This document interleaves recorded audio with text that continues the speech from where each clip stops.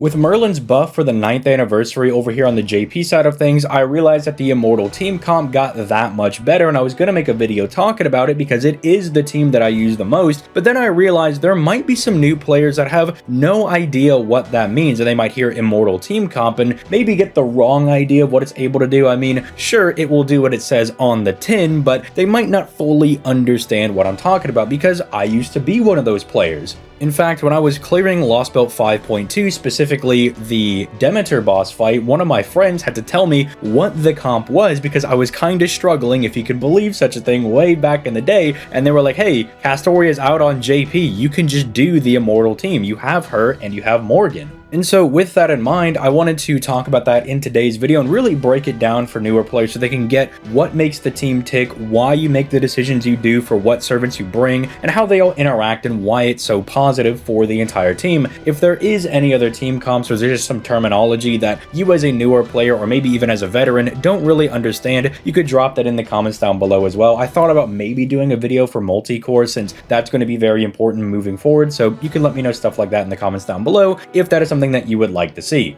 But without further ado, let's start diving into this topic. And now, the Immortal team comp revolves around two servants predominantly, that being Caster Artoria and Merlin. And you may be saying, ZTL, isn't that a little counterintuitive because I thought Castoria was an art support and Merlin was supposed to be a buster support, but that's really not the proper way to be thinking about both of these units because that is a very small portion of their kit. I mean, that's one thing they're able to do. If you think about all of the other things that they do, they're very generic. And the use of the word generic here just means that they're things that any DPS would really like to have. They're nothing super specific that, you know, half of the DPSs want, but the other half don't. They're just really strong buffs that you could kind of throw into any team. So yeah, while it might suck that you can't fully use the arts buff or the buster buff depending on who you're using, theoretically you can use a quick servant with the two of them because realistically we're not here to min turn the boss. We're not going to be trying to blow them up as fast as possible. We're the Immortal team comp. We're going to stall out the boss. It's still probably not going to take all that long, you know, usually anywhere within like 10 to 20 turns, which, you know, might be long for some people, but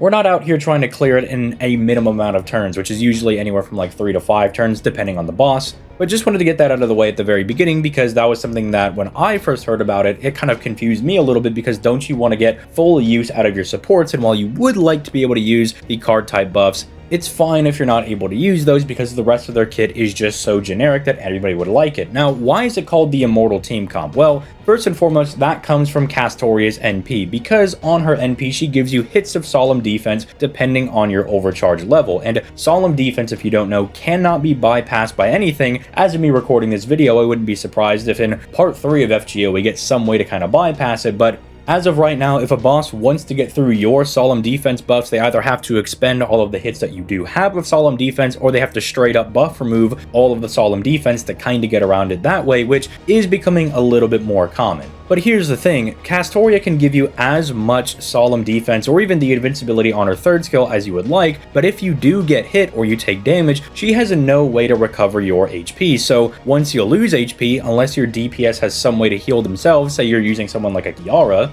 if they don't have that ability, that HP is just gone forever. You're never getting that back, and so you're more or less fighting a war of attrition, and that's where Merlin comes in. Not only are all of his other buffs very good and they play very nicely with Castoria, but the main thing is that he provides healing on his NP, and it's the fact that all of the buffs on that NP last for 5 turns, so it's really easy to stack 2 of those, so you have a pretty decent chunk of healing coming in even if you're only using an NP1 Merlin, because if you didn't know, Merlin's healing scales off of his NP level. But that's just the base idea. You know, Castoria gives you survivability while Merlin gives you sustainability, but they play very nicely with one another. Consider the fact that between both of their charismas, you have a 50% battery for the entire party, 30% from Castoria and 20% from Merlin. Then you also have that targetable 20% battery from Castoria's 2nd skill that buffs the entire party's NP gain, so you don't have to give it to your main DPS if you want to fire Merlin's NP or you really need Castoria's, you can just use it on herself, but then everybody gets the perk of the bonus NP gain. And now with Merlin's most recent buff over on the JP side of things for their 9th anniversary, we have an additional 10% NP that's available on top of the party-wide invincibility, which can take a little bit of the pressure off of Castoria if you ever find yourself in a scenario where you just don't have her NP available, or maybe the boss sucked away her NP. You still have party-wide invincibility on a skill that is accessible whenever you want it. And now, especially with that new skill buff, the majority of your damage is going to be coming from crits. Sure, you can do some pretty decent damage with your NP depending on the servant that you're going to be using, but because you have the 50% crit for 3 turns and Merlin's own 100% crit damage buff, that base 150% critical damage is absolutely insane. And then even after the 100% crit buff does wear off, you still have the 50% for the next 2 turns before that falls off as well. So the two of them just synergize rather well. I mean, on top of them giving battery to the entire party, Merlin's own NP is also giving you 5% NP every single turn for 5 turns, and then anywhere from 5 to 15 stars generally, depending on the overcharge level, which we'll talk about in a second, which always keeps you pretty well stocked up on stars. You'll see in the gameplay that I'm using in the background, I really like Prisma Cosmos on my supports for this one, because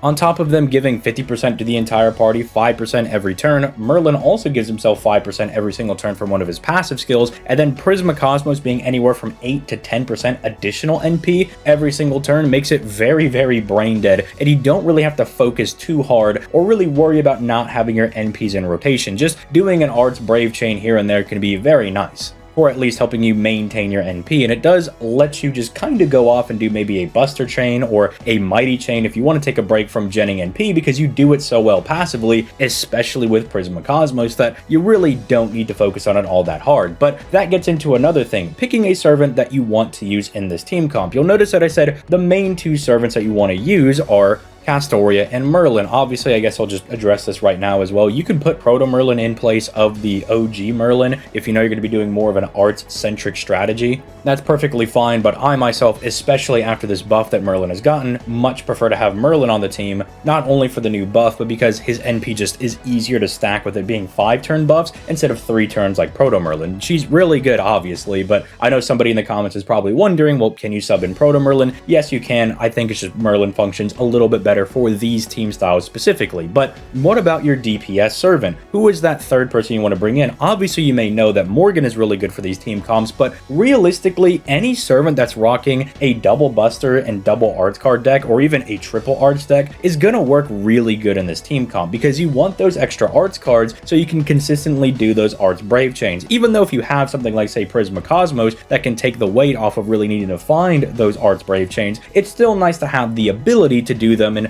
get that free 20% party-wide NP that you get from doing an Arts Brave chain. And ideally, you would like the double Buster cards, because even if it's an Arts DPS servant, they can still do some really nasty damage with Merlin's hero creation. Getting a 50% Buster mana burst and 100% crit damage on top of the 50% you have as well is always going to be very nasty and can give you some really insane burst turns, especially if you're using somebody like Morgan that, especially at NP1 and especially without her power mods, doesn't really do the most damage. In fact, you'll notice she does way more damage with her crit cards than she will be doing with her actual NP. Now that being said, really anybody, again, with the double Arts card and the double Buster cards will work really well in these team comps. For one, I do like to break out Gilgamesh for this sometimes, because Gilgamesh is my favorite Fate character and really my favorite Type Moon character in general. And so I would like to use him to kind of take down multiple bosses. You know, if it's a big deal boss, I want to have my boy, the King of Heroes, take him down. But the problem is, while this team comp does work rather well, it is more so the supports, well, supporting Gilgamesh, right? Gilgamesh doesn't really do anything for them, which is perfectly fine. That's the supports doing their jobs. But if we want to elevate it from just being kind of a immortal-ish team comp and we want to be truly immortal, you want to sub in a DPS that can actually give beneficial things to both of your supports, and that's where characters like Himiko and Morgan come in. Although you'll notice a lot of the time that everyone really goes for Morgan over Himiko, even though they kind of do the same thing. The main benefit of using both of these characters is that on their own NP, they overcharge the other party members' NP as well. So what would that look like? Well, it means you would probably go with, say, a Himiko NP first, then Merlin's, and then Castoria's, and so already at baseline, your Castoria is going to have 3 hits of solemn defense, but because Himiko Himiko is giving her 2 stages of overcharge, you now have 5 hits of solemn defense, or 4 in the case of Morgan, and you're also overclocking Merlin's ability to gen stars as well, so you'll also just be doing very good consistent crits. But the reason people will lean more in the case of Morgan instead of Himiko, despite Morgan having 1 stage lower of overcharge, so theoretically you think it'd be worse, is that Morgan plays a lot nicer with the 2 supports than Himiko does. See, Himiko's kind of in that middle stage of where a character like Gilgamesh would be, where they're completely selfish and they really don't do anything for your supports, and then on the other end of the spectrum where Morgan's at, where she just kind of functions as a 3rd support. Because Himiko giving those 2 stages of overcharge is really nice, but the other things that she's giving to Merlin and Castoria aren't really things that they would really want. I mean, the Buster buff is nice, and we can say, oh, DPS Merlin is really funny, but when you only have 1 Buster card, I mean, funny is about really the furthest you're going to get with that. And then the fact that she just doesn't really do anything else that's super beneficial for them. I mean, giving them the attack buffs and giving them the crit star generation buff on her first skill, that's also really nice, but again, just not really doing anything that they can really use, which is why I say she's kind of in the middle, because the 2 stages of overcharge is obviously very, very strong, and every now and then, sure, you will get a very funny Castoria or Merlin crit that looks kind of hilarious to see because they're not supposed to be doing that much damage. But at the end of the day, you would want somebody like Morgan who is kind of just a perfect fit for what Castoria and Merlin are doing. Not to say that Himiko is bad by any stretch of the imagination, but when we're talking about the tippy top, the highest level of what you can be doing in the game, somebody's got to be in first place and somebody's got to take second place. And the reason Morgan takes more of that first place is for some of the following abilities. So for one, yeah, she does give 1 stage of overcharge less than Himiko, but she's still giving you that stage of overcharge, and 4 hits of solemn defense is going to be fine. You know, sure, it's 1 less than 5, but I've never found myself in a scenario where I needed that extra hit of solemn defense. I've always been perfectly fine with the 4. And then there's the fact that Morgan functionally has a carbon copy of Castoria's second skill with what, 5% less NP gain? So not only is it a targetable 20% battery that you'll see me use on some of my supports during the challenge quest run, where if I need them to fire their NP but I'm lacking the charismas and they're still on cooldown, Morgan can come to the rescue and give somebody else that extra battery, or it's just very nice for herself having that extra split battery. You know, it's just very convenient, and then we're beefing up the NP gain of everybody, pretty much having 45% NP gain for the entire party between her and Castoria. That's really insane. That just turns your art cards into turbo NP generators, right? It's absolutely insane. There's the fact that Morgan is also lowering the enemy's attack and crit chance, right? So it makes you just that much more tanky, on top of having the hits of solemn defense, having Merlin's illusion skill to protect the entire party. But even if you do ever get caught, that blow is lessened and it takes weight off of Merlin's heal, because Morgan is also mitigating the damage that you're taking. There's also the fact that she has a guts for her own survivability, which you may be wondering, why is that a big deal? Well, it does prevent some very awkward overlap that, say, Himiko has, where Himiko has the invincibility, and those just don't stack. So if you want to use Merlin's skill and you also want to use her own, it could be a little bit awkward because you can't stack those survivability buffs, and you might feel as though you're wasting them, whereas you can stack Morgan's guts with the invincibilities and the solemn defenses and all that other good stuff. She just almost seems tailor-made to be very well with working with both of these, which kind of makes sense given, I guess, Lost Belt 6 lore and the fact that Morgan in lore is trained by Merlin to do magic. So I guess it would make sense that she could partner up very well with basically an alternate version of herself, and also the guy in Arthurian legend that taught her how to do magic. So that's the long and short of it. That's basically what the Immortal team comp is for. If you're thinking about weaknesses, you're like, this sounds really good, we're just never getting hit, even when we do get hit, we're not taking very much damage, and regardless, we would just heal it all back anyway. I mean, we have so much NP in rotation as well that it is pretty easy to be firing an NP every single turn, if not every other turn, and every other turn we're firing all 3. It's real nuts. What is the weakness? What is the downside to this team comp? Because I know I'm probably selling it to a lot of players, but for one, to be run optimally, you need 3 limited units, and there's really no substitutions. I mean, you gotta get your grubby little mitts on Castoria, Merlin, and Morgan, which can be really difficult when, say, at the end of this year when Morgan's getting a rerun, you also have Oberon getting a rerun, Castoria's getting a rerun, Koyenskaya getting a rerun, and that is a real cost of things. You know, needing 3 limited servants is a pretty tall order to ask. Because while you could say, just pull the units forehead, I mean, that's not super realistic for all masters, right? Not everybody can be a pay-to-play dolphin or whale, all right? Not everybody can do that. And then the gameplay cons of the team comp is also the fact that buff removal does absolutely destroy this team comp. You absolutely can rebuild all of the stacks and everything, but it is really annoying to get there, especially if the boss does remove all of your buffs while your skills are on cooldown. That is supremely annoying because you don't have the skills to kind of replenish all of your buffs. You have to do it manually with, manual arch chains and everything, and the entire time you're gonna be vulnerable. With Merlin's illusion skill getting the decreased cooldown, that does help a little bit, but it is still rather annoying. But other than that, the team is really good into pretty much any other boss fight. I mean, even recently, someone did a run against Cernunos with this team with its new powerful Merlin skill buff, and they were able to get through that without taking any damage, which I think is absolutely ridiculous because that guy is hailed as pretty much the strongest boss in FGO, even still now to this day. And as someone who has just finished Ordeal Call 2 over on the JP side of things, which we did on stream if you would like to peep me playing FGO, that's every Monday, Wednesday, and Friday starting at 6 p.m. Eastern Standard Time on Twitch and over here on YouTube. But we cleared that, and yeah, it's still probably the hardest fight in the game. Cernunos is nothing to be trifled with, and being able to get through that by taking no damage is an achievement in and of itself. If you're coming at the end of this video and you're wondering, is it worth summoning for these servants so I can do this Immortal team comp? Because a lot of these servants are getting a rerun later on this year, and I say a lot of servants, but it is just Castoria and Morgan. I would say yes, it's worth summoning for them, but not just to be able to do the Immortal team comp, because getting Castoria, she's not just good for this Immortal team, but she's also really good in the arts meta. Go figure, she's the premier arts support type servant.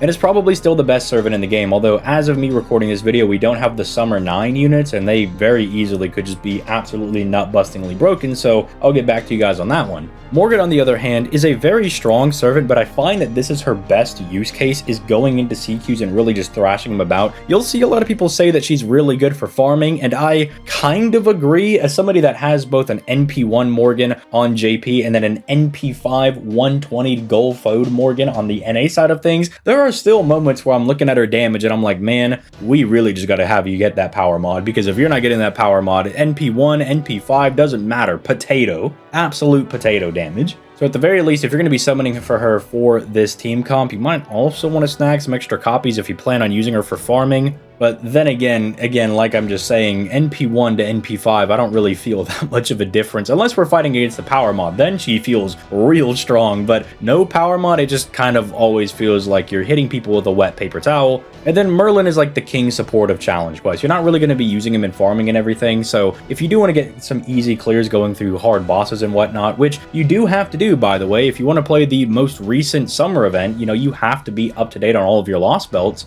And so even if farming is like 90% of the game, you still have to do the story if you want to get to said farming nodes. If you want to play some of the best events, you gotta be clear in story. And some of the story is not all that easy. I mean, we were just talking about Cernunos, but Ordeal Call 2 also does have some pretty tough fights in there, and so does Lost Belt 7. So getting a guy like Merlin can also be very worth, and just kind of giving you a very solid option to get through a lot of these more difficult fights. But I would encourage you to see if you like the gameplay first. Go watch some videos of people using the Immortal team comp, watch me play it on stream, or, the background of videos like these. And if it's something that you think just looks fun and something you want to be able to do, I mean, I absolutely love not being able to be killed by the enemy. It makes me feel real strong and powerful, especially when my wife is the one getting out there doing the damage. Then go ahead and summon for the servants. But if it's something that kind of looks slow and sluggish to you and you'd rather just blitz through the content, then maybe you'd be better off summoning for Koyenskaya and Oberon at the end of the year, so you can kind of just try to min-turn the content and get through it as fast as possible. But with all that being said, if you enjoyed this video and found it helpful, I appreciate a like on the video and a subscription to the channel.